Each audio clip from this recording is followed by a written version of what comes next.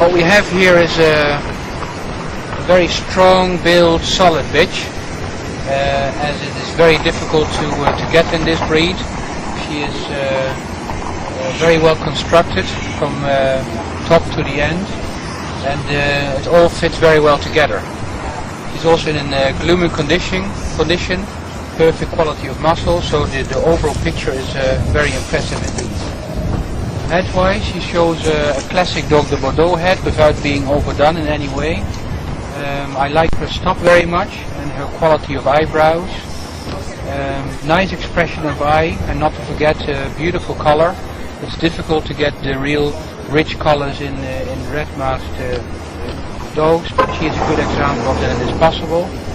She has a strong muzzle, large nostrils, and her nose just is lifting slightly, which is highly typical for the breed. And she shows a definite chin. To be hypocritical, I would suggest, I would like to see her even, that she shows even more chin, and she could do with a bit more wrinkles, a bit more furnishing. But in head-wise, quality-wise, it's a decent, feminine, strong head. The front is extremely solid. It's not much wrong with that. Quite broad, quite deep set, lovely quality of neck. The bone goes well together with this size. Again, to be hypocritical, she could do with a bit more perhaps. But what I like extremely much in this bitch is her ribs and the quality of back and loins. And if you would look at from the other side, just to turn her around, you can see her hindquarters.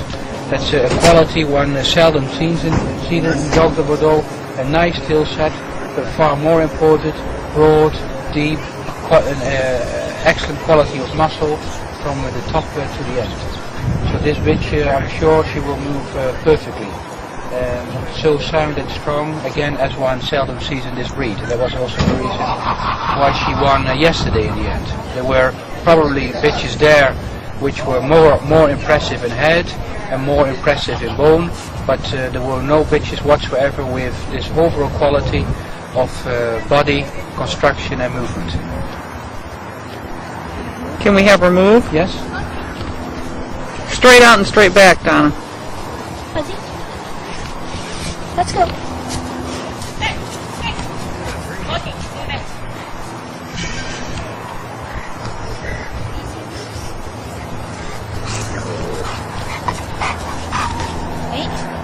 To my standard, there's not much wrong in terms of movement. Perhaps you just could give her a round. Is that possible to view? Yes. That they will see how easy she will go. And she is really a big, strong, heavy bitch. It's all so well put together that you can't go wrong with it. Let's go.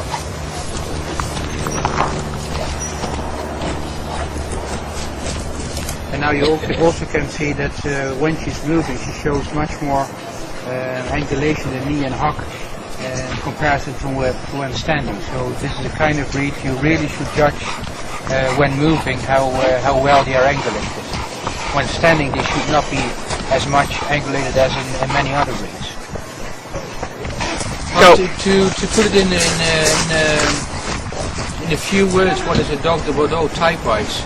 I always say go on, start with a Bull Mastiff and put on some extra sauce of the Bulldog, and then you will get the Dog de Bordeaux. So it's very difficult or very important not to go for a clean cut Bull Mastiff-like dog, because then you will end up with no breed whatsoever. Another important thing is don't go for the bigger the better. The best Dog de Bordeaux are the smaller ones, and they impress as if they are very big dogs. So I will keep on going with the comparisons, making to the Bull Mastiff, because that's the easiest to understand. A Bull Mastiff should not be low on the leg. A Dog de Bordeaux should be low on the leg. So it should be lower on the leg than a Bull Mastiff or a Mastiff or even a Neapolitan Mastiff. Another important thing is the head should look a very big comparison compared to his body. So almost out of proportion. In that respect, that's what I mean with the Bulldog influence. Head-wise, there are some details which differs the Dog de Bordeaux from the Bull Mastiff? A good Dog de Bordeaux has a deeper stop, has more quality of eyebrow, more defined eyebrows, and has definitely more wrinkles. Wrinkles should be there all the time, not only there when showing attention, all the time. The Dog de Bordeaux should have a real strong chin mark with a U-shaped form, so it really should be undershot.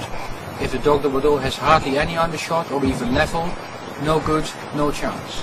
And then another important detail, talking about the muzzle, the nose should be slightly lifted, not as much as in the Bulldog, but certainly more than in the Bull Mastiff. Perhaps you could also say, well, look at the lift of the nose in a boxer. Quite simple. Front, very important, it should be broad. In a Bull Mastiff, one should talk about if a Bull Mastiff should have a Dog de Bordeaux front, one would say this is too loaded, too broad, too low set.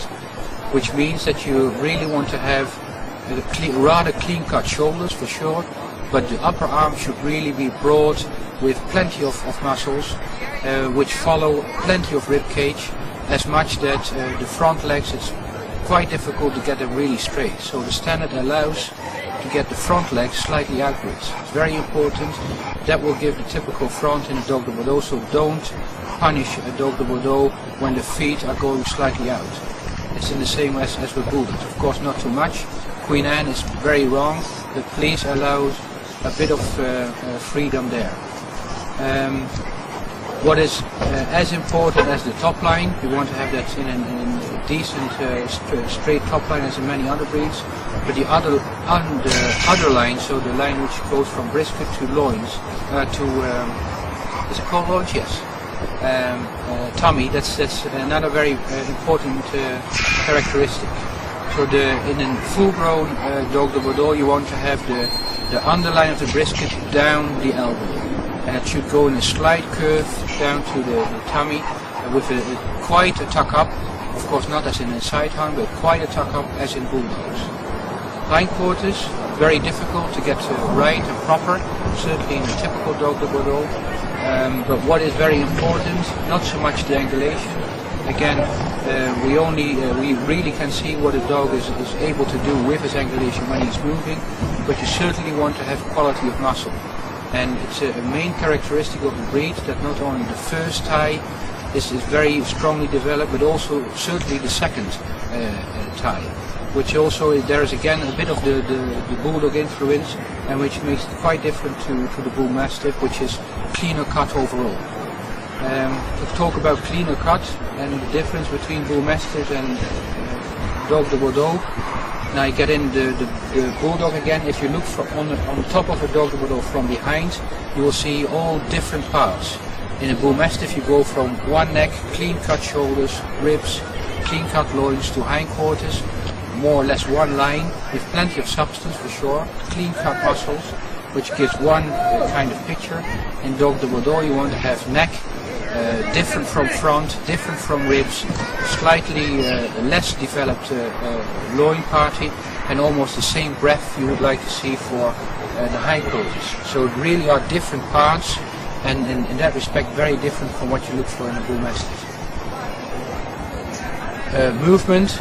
A good Dog de Bordeaux will move differently to a Bull Mastiff. A Bull Mastiff is more the easygoing athletic dog. Because of his cleaner cut, he doesn't have that low set a body, not that broad a body in the good examples. So you cannot expect a Dog de Bordeaux to move as light-footed as a Bull Mastiff does.